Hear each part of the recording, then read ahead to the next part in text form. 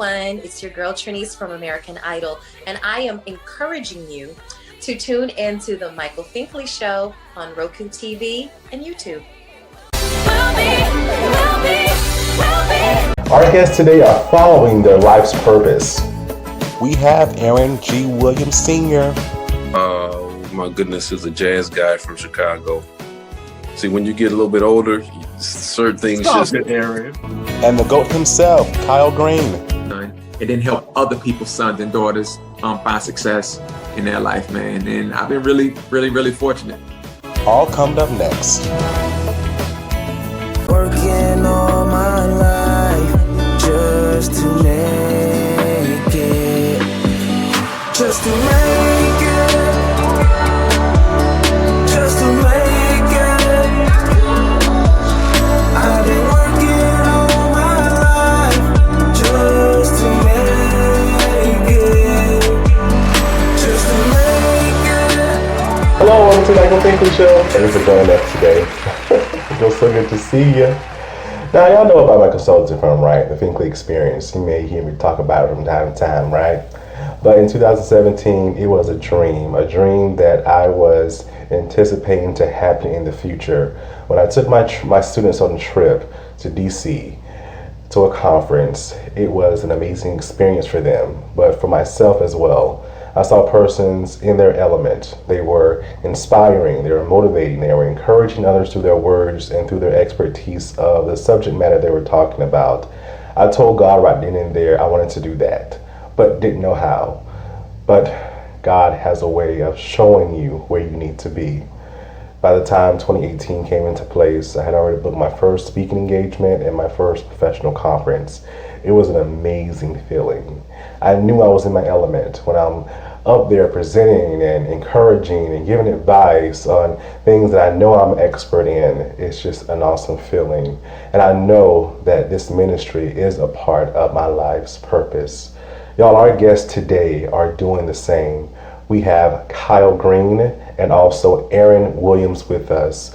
Two awesome individuals with incredible stories about their life's purpose. So another show you don't want to miss. Don't you go away. We'll be right back. Coming up, we chat with Erron Williams. We'll be right back.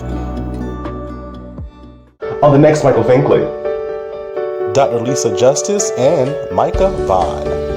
Next Finkley, Friday. Hey everybody, my name is Arthur Vernon R. Matthews Jr. I just wrote a new book called Family Ties, and I also want to say a special shout out to one of the kids that I mentored and has got his own TV show on Roku, Michael Finkley, and this is 100th episode. So if you guys want to really hear about this book and see what's going on, check out Mike Finkley on The Finkley Show.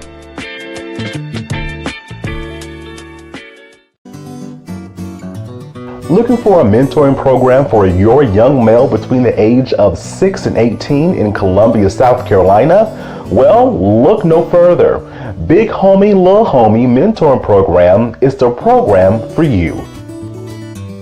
Under the leadership of Mr. Jamal Stroud, Big Homie, Little Homie is a 501c3 nonprofit organization that caters and mentors at-risk youth that come from single-parent homes.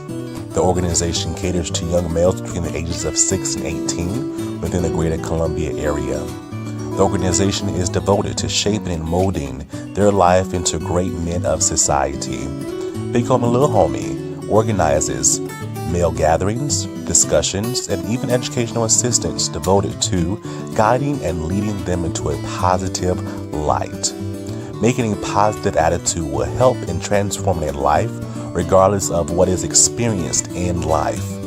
For more information on Big Homie, Little Homie Mentoring Program, visit our social media outlets, Facebook, Instagram, and Twitter.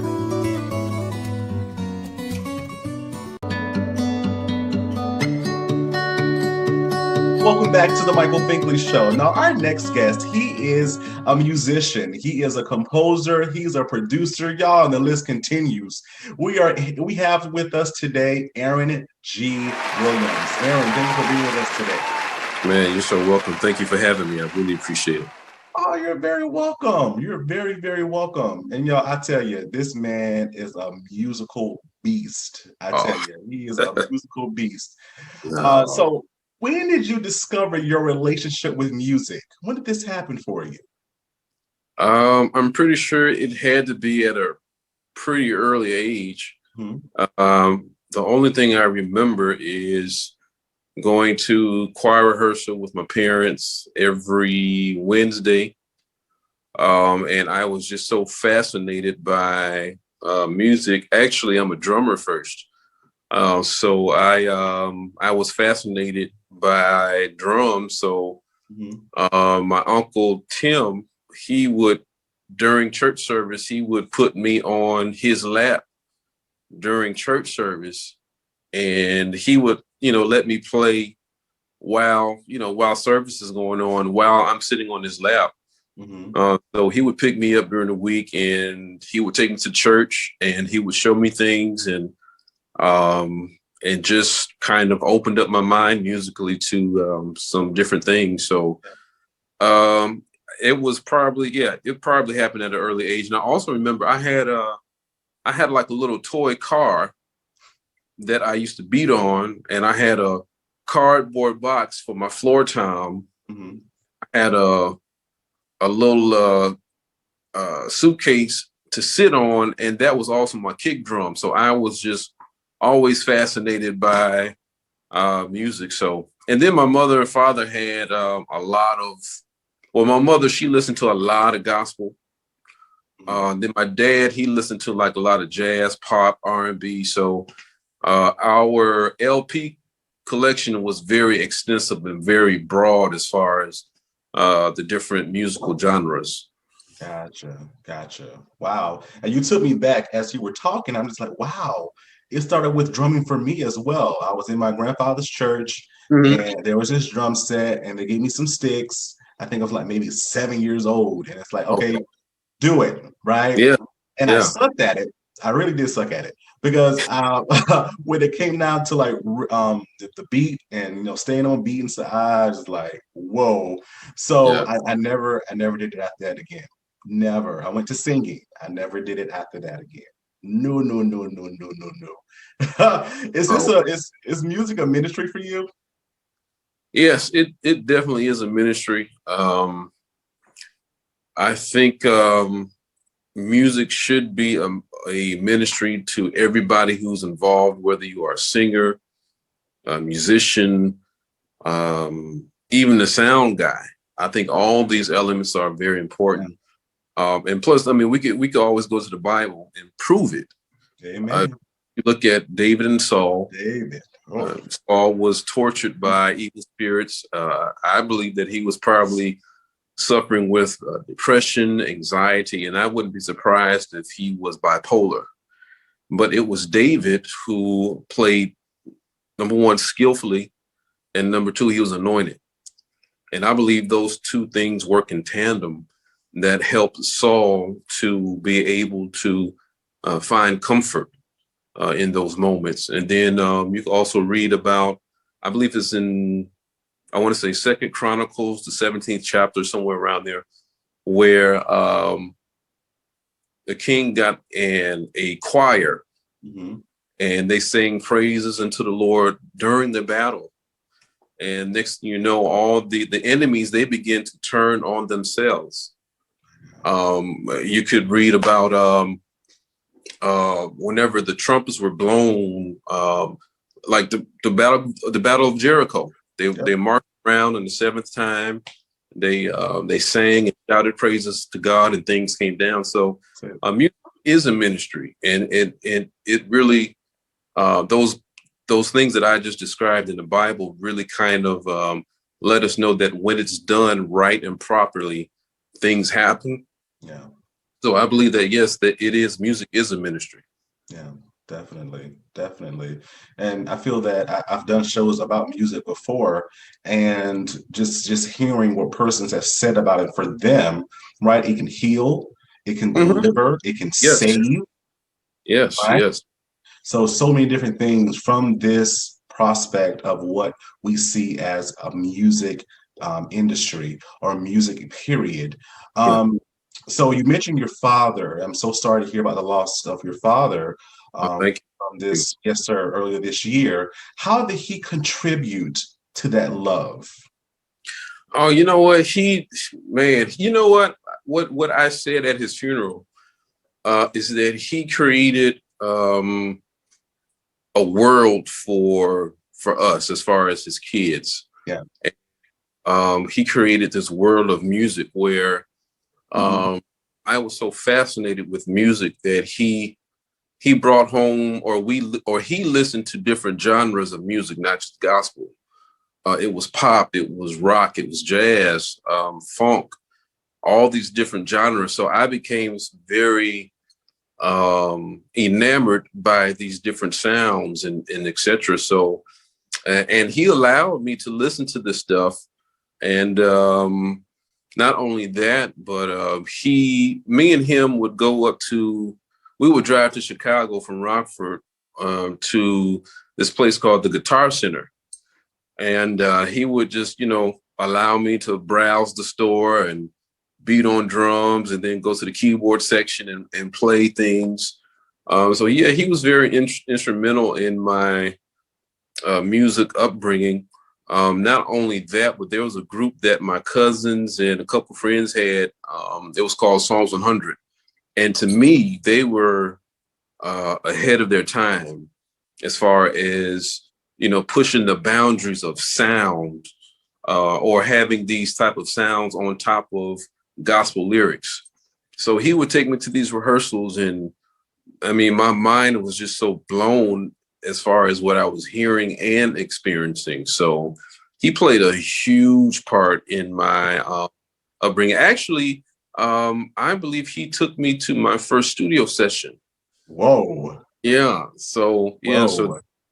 So this guy named Steve Muhammad, he was living in Chicago, and a guy named Kevin Chandler owned a studio. I believe it was on Michigan somewhere. So I guess Steven talked to my dad and said, hey, try my boy out. So it took me to Chicago, and I was just blown away with all the keyboards and the equipment. And yeah, he was there when I did my first session. And I had to be maybe a teenager, maybe earlier. So yeah, he played a huge part. Yeah. Amazing. And because of that him contributing to that love, you have been successful, my friend. You have worked with some major individuals. Name some of those persons that you have named, that you've worked with, but also who do you still want to work with? Well, man, of course I worked with Destiny's Child. I did a song called Love. Mm-hmm. I did some things with my sister, Heart to Yours, that album, and the Do You Know album. Mm-hmm. I did some work with oh my goodness, is a jazz guy from Chicago. See, when you get a little bit older, certain things Aaron. things slip. I did a jazz artist here, Ricky Dillard. Worked with New Direction, Chicago Man, DeAndre Patterson, and Progressive Radio Choir, just to name a few.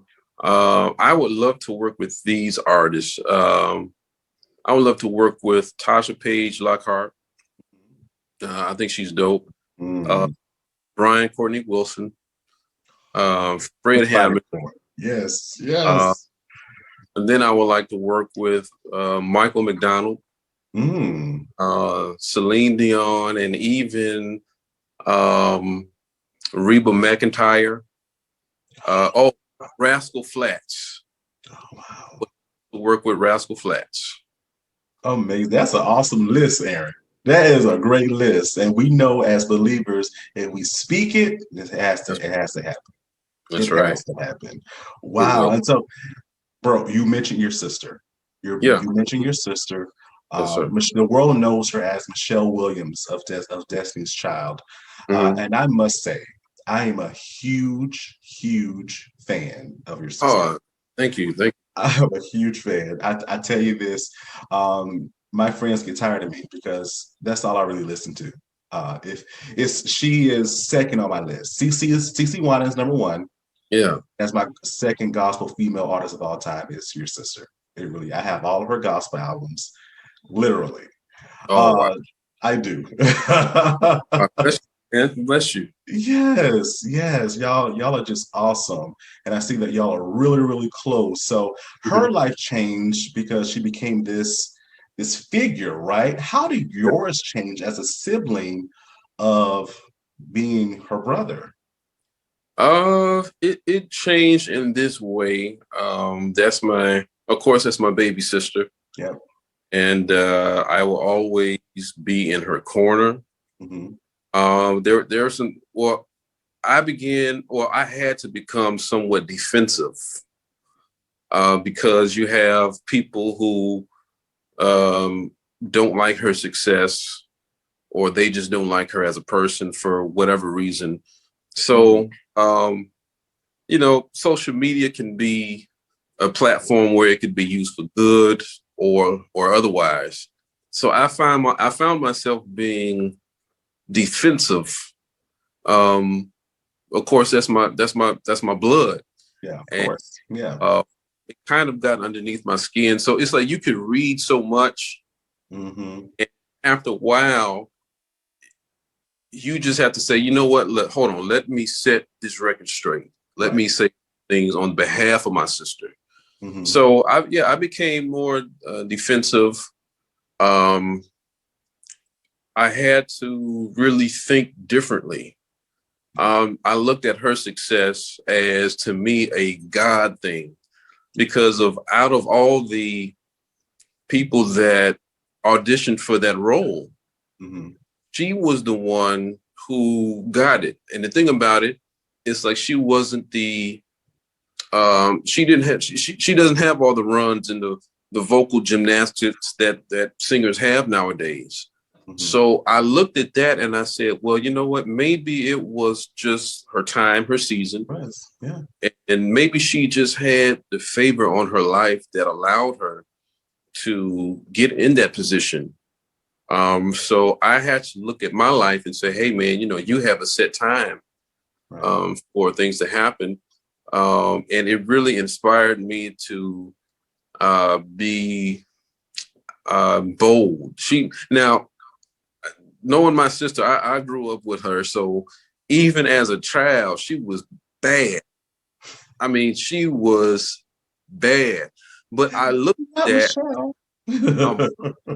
I can tell you stuff. She was bad, but I looked at that different. Like, she had the audacity to do what she did. Now, back when she was young, she didn't know how to harness it. Right. So she used that audacity to be bad. But as she got older, she used that same audacity to do things that people normally probably wouldn't done or would have done. Right. So I look at that, and that inspires me to just kind of, go beyond my comfort zone. Yeah. Always. And again, no matter what, as you said before, the support is still there. I'm the only boy. I'm the middle child. Right. Oh. And so I have two sisters, one older, one younger. So say it again. Yeah, I say you're very spoiled. I am. Me too. Me too. I am, but I would do anything for my sisters. Don't mess with them, because you're not gonna mess with this one right here. I'm telling you.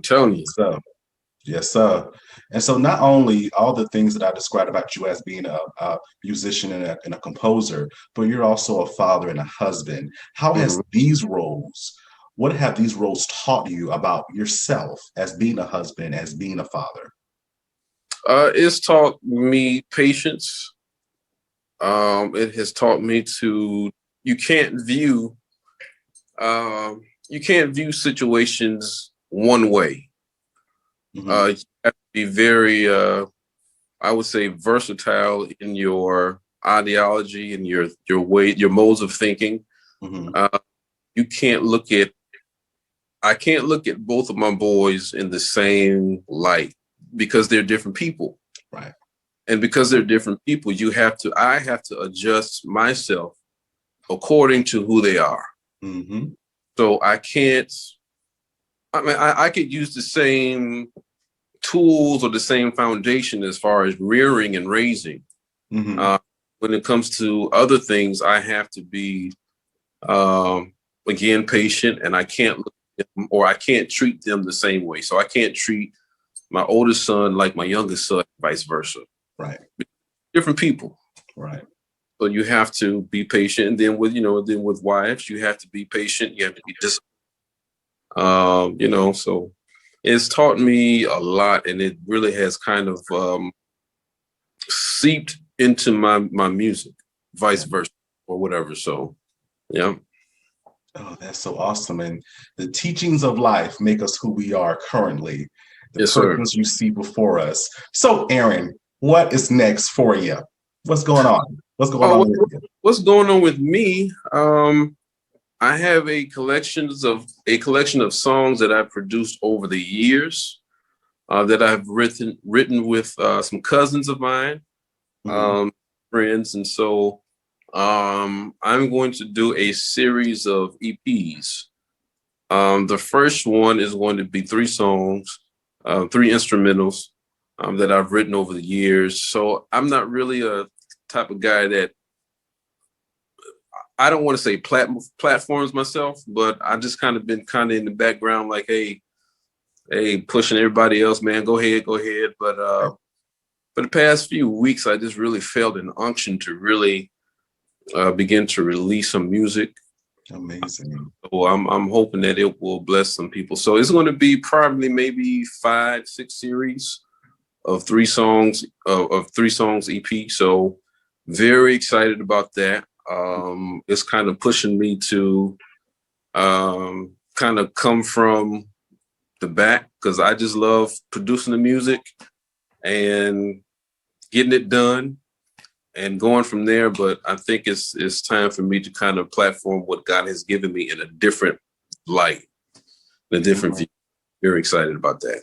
Oh, I'm excited for you. Please let us know when this is going to happen. Yes, sir. Because, oh my God, the support is already on this side of the camera. So please let us know. I love the way you said you're pushing yourself, right? Sometimes we have to step out on faith, right? And God will handle the rest. He's proven himself to us time and time again. So let's just do it. Now. Yes, sir. Yes, sir. Oh, and Erron, I realize at the age of 31, when people say to me, I ask them how they're doing, and they say to me, hey, I'm living in the dream. I know what that means now, because this platform is my dream come true. I'm currently living in it. What is Erron's next biggest dream? Oh man, it's a couple things in there. Number one, I want to build a studio from the ground up somewhere in the woods.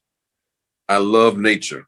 I could stand outside, look at the trees, look at the animals all day, and just find a type of peace and comfort in that. So I would like to build a studio from the ground up with living quarters, living spaces, top of the line studio.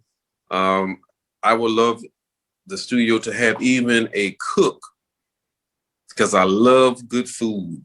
Come on now, Erron. And also, I want the artist to be able to be comfortable. But sometimes sometimes you cannot be. Well, I say you should be comfortable when you are exhibiting your gift or working in your field. So I want the artist to come, and if they want to stay there, that's fine. They will have a cook on site, so whatever they want, they could get it.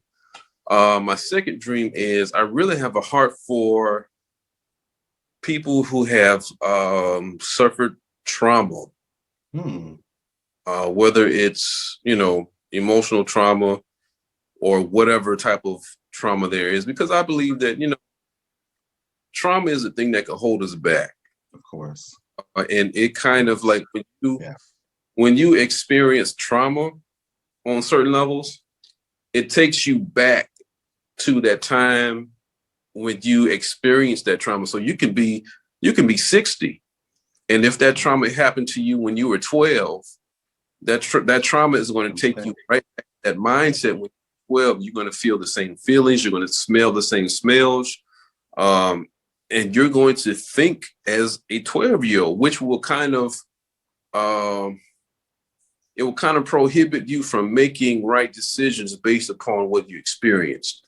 So I have a heart for people that have experienced that. Now, I haven't even gotten into how to help people in that area, but that's kind of something on my heart. And then my last dream is I want to create some type of foundation where I can give like maybe some drum machines to inner city kids, because I know there's a lot of talent in inner cities. And I think a lot of times the kids don't have the resources to get their hands on a type of musical instrument, especially everything is computerized now. A lot of them don't have the money or the resources to get their hands on something like that. So I would like to create some type of foundation where a music store will donate some drum machines or something like that, so kids can have a safe place or something to harness this energy that they see and feel every day. Mm-hmm. You know, because they're seeing stuff on TV that's negative. They're hearing music that's negative, and I'm pretty sure they're just experiencing negative things on an everyday basis. So I believe kids need a type of safe place, or a type of place where even in their dysfunctional atmospheres, they can create a safe place with a drum machine in their lap, put their headphones on, and just be creative and create. And hopefully that could take them out of where they are into something better. Wow. Because music is therapy, right? Yeah. Sure. Yes, sir. Therapy. Definitely. That is amazing, Erron. As I said before, once we speak those things and truly believe when we speak, it had to happen. Yes, sir. Coupled with faith. That's it. We can move a whole mountain. That's it, man. We just need a little bit of it. That's it. That's mustard seed. Can't even see it. Can't even see it. That's all that's required. Wow. How can they find you on social media? Okay, on Instagram, Erron Williams Sr. So Erron G. Williams Sr. So my first name is spelled Erron G. Williams Sr. on Instagram, and then on Facebook, pretty much the same thing, Erron G. Williams Sr. Mm-hmm. I'm not into Snapchat and all those other Twitter. What's that other thing? TikTok. Yeah, TikTok. Yeah, I'm kind of up there, so I forgot about all these things. So let's start all that stuff and get on that. Come join us. Come join us on this social media journey, Erron. Come join us. I need to. But Erron, I thank you so much for your time. Thank you so much for your words, your wisdom, and your knowledge. No one can do it better. Y'all, it's Erron G. Williams, Sr. Thank you so much for being with us. And thank you so much for having me. You're welcome. Right back. Next, we have Kyle Greene with us. Back in a moment.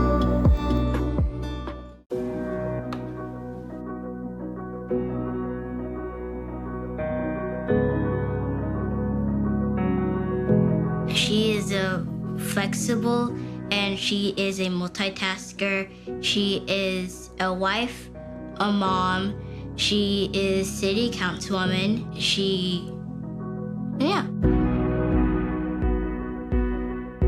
When I was growing up, Mom worked outside the house, and so my dad was an entrepreneur. I saw him leaving early in the morning or late at nights to go meet with clients, and he was always one who told me, if you show up on time, you're late.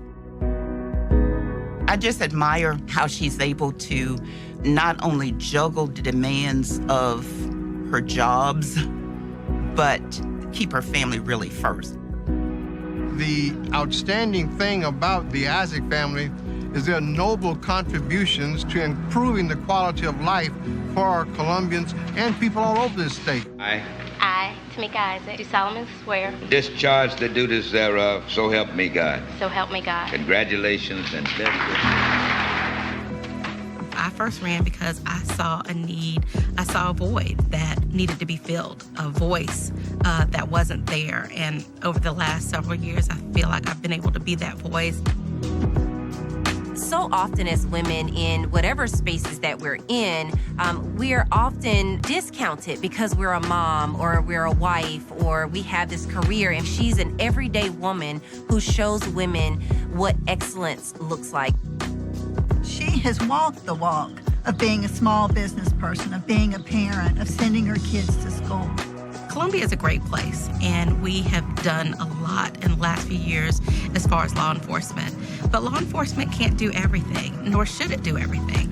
We have to really expand upon the tools, technology, and community policing, investing in our communities so that law enforcement is a partner with our communities. Being a Columbia native, I've seen the way this city has grown. It's grown to the point that sometimes not everybody's been a part of that growth. I want to make sure that communities, specifically communities of color, make sure that they are part of Columbia's present and its future. I want to have a climate plan for this city that not only helps us be sustainable, but also helps provide opportunities for folks in the workforce. There are so many opportunities to take advantage of technology, green energy. I want to be the advocate for growing our city and being on the forefront, not just looking at what other cities are doing and following them, but being the leader. If you don't have the right leadership, you're going to miss a lot of opportunities. I think having a woman as mayor of the city of Columbia is long overdue.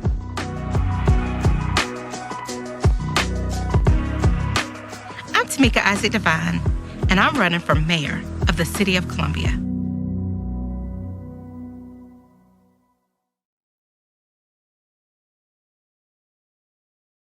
Need a little motivation?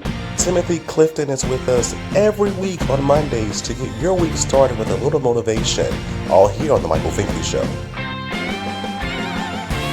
I'm just not college material. I am tired of school. I'm just not sure what I want to do after graduation. Sound familiar? Welcome to the Prelo Educational Institute. Our focus is to help young people prepare for life after high school. It's never too early to start planting the seed for education, career, and life overall. The Prelo Educational Institute is made up of the following two products. The first product is the book titled I Ain't Going to College, A Guide for Life After High School. This is the first book of a series that introduces middle and high school students to a young man struggling to find his way and make the decision about whether attending college is the right choice for him or not. The book has questions inside, and a supplemental curriculum can also be purchased. The newest product from the Prelo Educational Institute is our online course titled Preparing for Life After High School. In this course, students will learn about decision-making, self-confidence, accountability, self-awareness, and many other topics that speak to social-emotional learning. Young people will read a story about a young man who never gave up no matter what the circumstances were. The course is interactive and has questions, quizzes, and video. Do not wait until your child or student is a senior in high school to start planning. Enroll today. To enroll and learn more, please visit www.speakerauthormarlowe.com. What's up, everybody? This is Ryan Toby. You know me from Sister Act 2, Mr. Oh Happy Day, and the hit R&B group City High. I'm welcoming everybody to join and tune into the Michael Finkley Show on YouTube and also on the Greater Works Network on Roku TV. Don't forget to subscribe.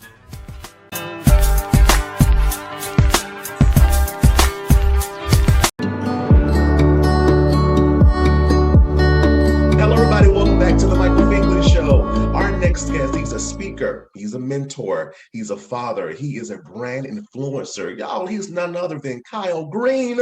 Kyle, thank you for being with us today. Michael, man, thank you so much for having me. I am super excited to be here. Anytime that I can speak to people that I know that are doing like amazing things on their platforms, I love to just bring my platform onto it. I love it, and we appreciate you. Thank you so much. And I am excited, sir. I'm excited to chat with you this morning. So, Kyle, growing up in Savannah, Georgia, what were some of your major positive influences in life? Because, dude, you're a positive dude. Yeah, so it's crazy. So I was born in Savannah, right? But I was raised in Ridgeland, so it's just right over the bridge. But growing up in like Poundland, it's like super duper country. Like I lived down like a 2-mile dirt road. It was just my grandmother's house, my aunt's house, and my uncle's house, and we had like 100 acres of like land. So I grew up in that type of environment, and they called it the hill. And on the hill, my grandmother was like the matriarch, like she was like the queen. She was like the ambassador, the chief ambassador. So like my grandmother was my biggest influence, man. She was my biggest role model. And all my grandmother had was like a middle school education. And she had 18 kids over 2 marriages. And she raised me and my sister, when my mom really chose like the life of like drugs. And before I didn't understand drugs and addiction then, but I understand it now. So I used to fault my mom for not being there, but she almost couldn't really help it. But my grandmother, man, she taught me love. She taught me how to serve my community. She taught me how to give back. If somebody would die, right, my grandmother would make all of the food. She would make all of the cakes, and she would take it for the repast, and she would make sure that that family was situated. She would make sure that they were good. And so when my grandmother passed, like her spirit, it seemed like it transformed into me. So that's why I do so much for my community. That's why I do so much for kids. That's why I do so much for people who are less than maybe where I am today, because I knew what it was when I was once in their position. So my grandmother, man, she was my biggest, she still is to this day, man, like my biggest influence, my biggest role model, because still in her life after death, right, I still want to make her proud. Right. And that you are doing, my friend, that you definitely are. And so how did you go from this person that was raised by this awesome woman and of awesome influence in your life to this great speaker that you are today? When did that transition happen? That's a really good question. So it happened when Trayvon Martin was murdered. Trayvon Martin was murdered in like February the 22nd, I think, 2012. And so I was sitting in my living room, and my son came downstairs. He was like, "Yo, Dad, I can't wear my Rockstar hoodie no more because I might get killed like Trayvon Martin." And I was listening to Sabrina Fulton speak at an event that Jesse Jackson was having in New York. I think it was called like the 1 Million March or something. And so I was like, so I went on my social media. I said, "Hey, what do y'all think about doing a rally for Trayvon Martin?" I really had no intentions for that event to kind of go viral like it did in 2 days. So I woke up the next morning to hundreds of shares, hundreds of comments, people in my DM saying, "Yo, Kyle, I can help do this. I'll help you with that." Because if we remember now, Trayvon Martin was like the first social media African-American death that really kind of captured our imaginations. I mean, George Floyd this summer and Breonna Taylor and all of those, like Sandra Bland and like Walter Scott, like all those happened after Trayvon Martin. So it was that Trayvon Martin moment. And this is what I always tell people, and anybody listening right now, remember this: take moments and make them your movement. I took a moment of Trayvon Martin losing his life, right? And it created the Kyle Speaks movement. I took that moment, made it my movement. And I wasn't doing it to kind of do it where I can like monetize off his death, right? But just so happened, that's how I discovered what my purpose was in life. And it was to bring people together, and it was to speak life and to speak understanding and to speak wisdom and to show people that their life has a purpose and that they're here for a reason, and don't take for granted your purpose here on life. So it was Trayvon Martin losing his life. I discovered what my purpose was in life. And in 2 days, that event went viral. They told me that I had to speak. I wasn't a speaker then. And so I was like, yo, you know what? I was able to bring 3,500 people together in 2 days. Called it the 1,000 Hoodie March. That's one thing. It's like, yo, God will increase where you are, and he'll increase the people that you ask for. I asked for 1,000 people, 3,500 people showed up. So it was in that moment of tragedy, I found triumph. Wow, sir. That is amazing. And I love that the key word you said, finding your purpose, your passion, and you found it within that time frame, which is amazing. And so ever since then, you've been rolling, bro. You've been rolling, you've been encouraging, you've been inspiring others. I've been watching you from afar for some time now. Appreciate and it's just an encouragement to see, especially someone that looks like me.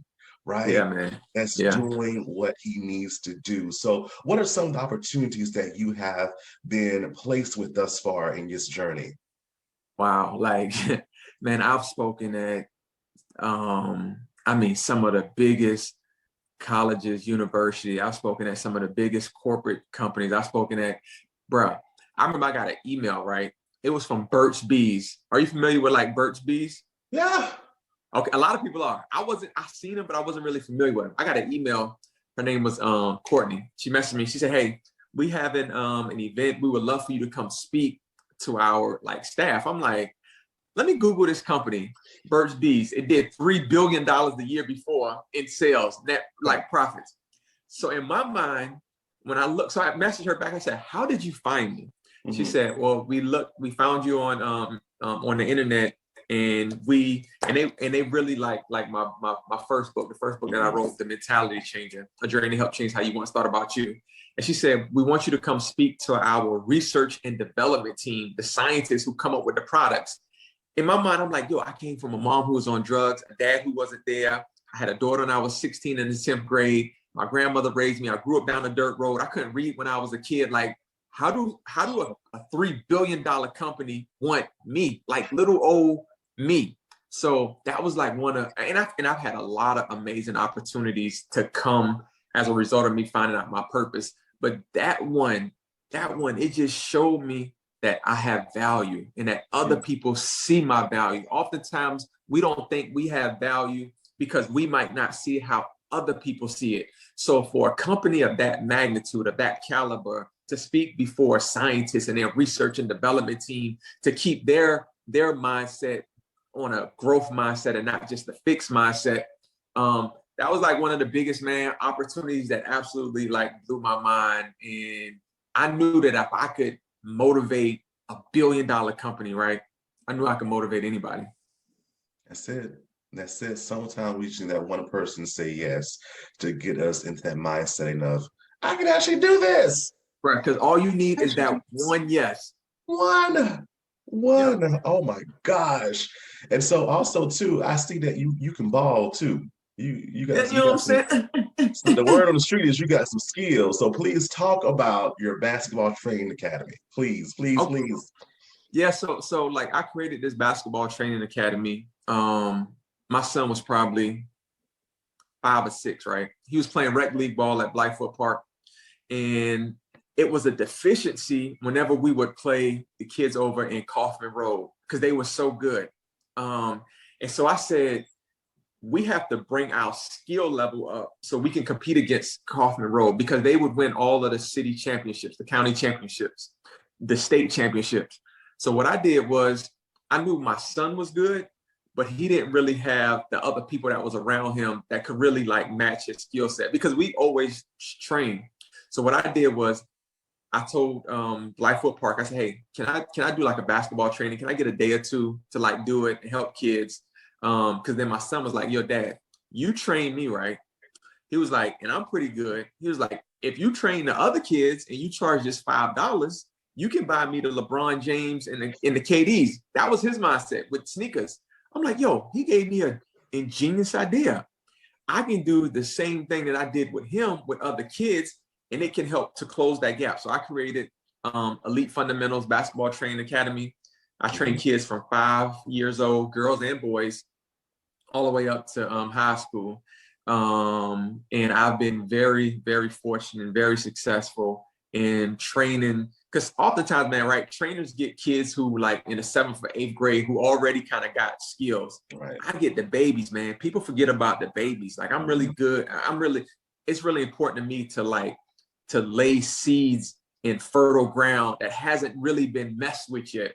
So if I can like start training a 5-year-old when they don't really know, and I can start forming a good foundational structure around basketball. My dad was a basketball coach for 30 years. His dad, my grandfather, was a coach for I don't know how many years. I'm a coach, like, so I kind of have like that pedigree. So I just wanted to take what I was really good at, what I knew, what I did with my son, and then help other people's sons and daughters find success in their life. So Kyle, in the spirit of still assisting others as you did with your basketball academy, you have this awesome program that I just recognized during COVID called the GOAT Academy. Please tell us about this.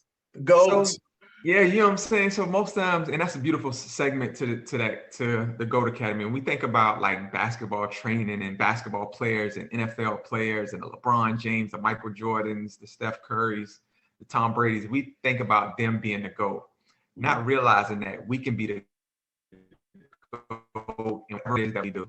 So if you have like your own YouTube show, if you are a realtor, if you do lashes, if you do makeup, like it doesn't matter what, if you do lawn care, like you can be the GOAT of that industry. So I help businesses grow their brand, and I do a lot of like brand strategist work, and I do a lot of like social media work, and I try to get businesses to connect their brand to their product to the hearts of consumers. Because oftentimes we think when we have a business, we just got to push like the product, the service, and we fail to connect emotionally to our consumers, to our customers, to our ideal client. So I help show business owners, I help businesses grow from being good to being the GOAT, the greatest of all times. And I absolutely love it, man. When I was, before COVID, you know, when I was speaking, I would do that. When COVID happened, I had to kind of pivot. I don't like using the word pivot. Kind of had to start a sale, and I had to do something different where I could then get revenue. And I was always good at helping businesses. Like I helped Mr. Seafood. Everybody know Mr. Seafood. I got Kyle Special. Everybody know about Green's Kitchen with the pasta, the shrimp. And everybody know about That's My Mechanic. And so I helped those businesses grow their brand. And so I was like, yo, like if I was able, and I heard maybe like a voice from God or something. I don't know if you hear God voice say, hey, Kyle, come listen to me. But I heard him, and he said, like, imagine if somebody would pay you how hard you would go when you was going hard, and you wasn't making a dime. So came up with the GOAT Academy, man. So I help brands go from good to GOAT. Oh, wow. That's amazing and amazing. And I definitely feel that if you're helping others, you're helping yourself as well in that type of way, becoming the GOAT in your own way to become that super, super expert that we all need in this day and time. So What is next for Kyle? So that's a really good question. I think I'm gonna write another book. I have two. So I wrote this, my first one, The Mentality Change, and I wrote this one with my daughter, hashtag Father-Daughter Goals. A beautiful bond between a father and his daughter was formed by a simple promise. So I think I might write one around like just the GOAT, man. Like it might be the Mentality Changer, the GOAT edition, where I talk about, you know, just how because books that I write, I kind of like to make sure I add value to a person's life. I want them to read it and then get something that they can take with them. So I think I might write a book, The Mentality Changer, to kind of change your mindset on how you see your business. That might be good. Like you might have gave me what I needed. I knew I wanted to write something. I might have to give you a shout out in the book. Let's go. I'm ready. Let's go. Yeah. So that's definitely next as the world starts to open back up, as you know, vaccines, the number of people getting vaccines go up and hospitalizations and death go down. I think the world is going to go to a new norm. I don't think it's going to go back to how it was. I think we're going to go to a new sense of normalcy. And I think my speaking opportunities in that part of my career is going to take off and go to the next level. So that's what's next. All righty. How can they find you on social media? So, man, I'm all on social media, man. If you just type in Kyle Speaks _, you'll find me on Instagram. You'll find me on Facebook. You'll find me on Twitter. I'm really big on brand consistency with names having the like same handle. So if you just type that in, type in Kyle A. Greene, you'll find me, man. And if I can ever help you, if I can ever be of any service to you, your business, your brand, your child, I try to deal with the totality of the community. I want to help the business owner. I want to help the person who works in the community. I want to help the professional mom. I want to help the mom, the single mom. I want to help the kid who's trying to find their way. So you just reach out to me. My email is Kyle A is an awesome Greene. That's Greene with an E at the end.com. And if I can ever help you, please let me know. All right, you heard it here. The brand influencer himself.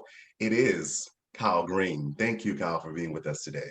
Michael, let me just say, man, first to you, man, I appreciate everything that you do. Appreciate what you do for not just the city that you live in, but the entire state. It's people like you who give people like me a larger microphone to just verify my message. And to anybody that's out there, support Michael, follow his page, be a part, subscribe to his YouTube channel.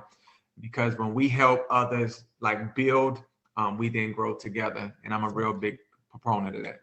Exactly. Awesome words of encouragement. Thank you.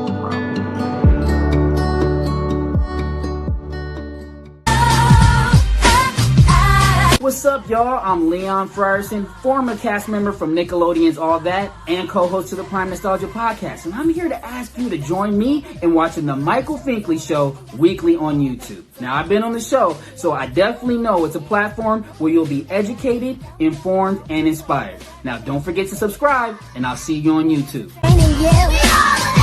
My bossy and my crew. Hey, I'm Catherine Sutherland. And I'm Nakia Baris. We encourage you to watch the Michael Finkley Show on Roku TV and YouTube. Don't forget to click and subscribe.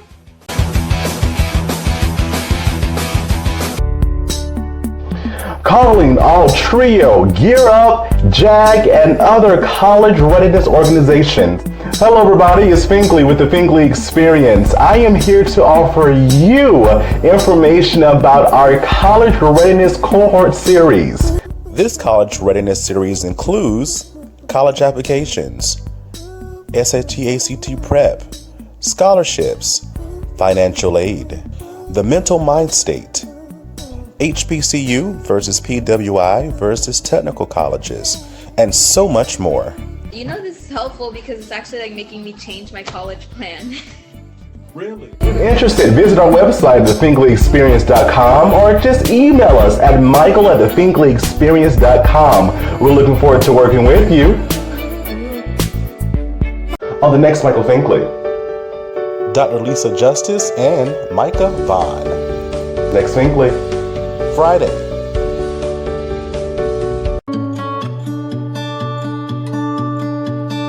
Thank you so much for coming back and joining us on the Michael Finkley Show. Thank you. I do hope that you learned something from this show. Thank you so much, Kyle. Thank you so much, Erron, for being with us and telling your stories and sharing your wisdom, your knowledge, and your words with us. Thank you so much. On Friday's Finkley, we're talking about education. It's a show, again, is something dear and near to my heart because I'm a strong advocate for education. We have Dr. Lisa Justice, and also we have Micaiah Vaughn with us, another show you don't want to miss. So stay tuned on Friday's Finkley. If you're not already, please subscribe to our YouTube channel, The Michael Finkley Show. Ring that bell for notification. We'll see you an email saying, hey, new content's uploaded. Please listen to us on Spotify and Apple Podcasts. And for up-to-date information about what we do here at The Michael Finkley Show, please visit our website at michaelfinkleyshow.com. Thank you so much for watching. And y'all, guess what? We'll see you Friday. Have a good one.